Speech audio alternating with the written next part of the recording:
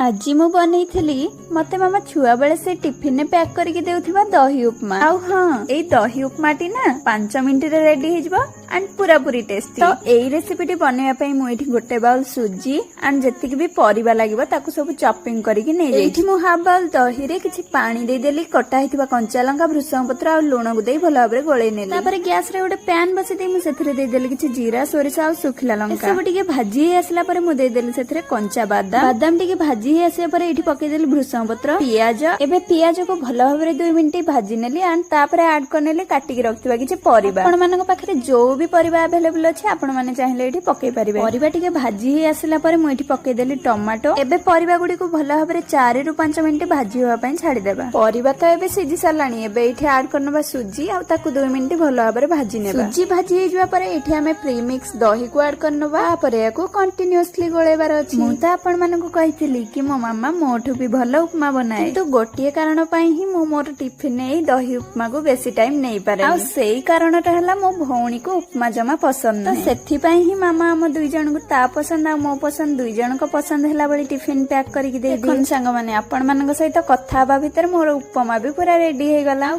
କାହାକୁ ଉପମା ଖାଇବାକୁ ବହୁତ ହି ଭଲ ଲାଗେ ମତେ କମେଣ୍ଟ ରେ ସିଓର କହିବେ। ଆଉ ଯଦି ଆପଣ ମାନେ ଭାବୁଥିବେ ଆଜିର ଉପମାଟା ମୋ ଦ୍ୱାରା କେମିତି ପରଫେକ୍ଟ ହେଇଗଲା, ମୋ ମାମା ମତେ ଏଇଠି ସବୁ କିଛି କହିଦେଉଥିଲା।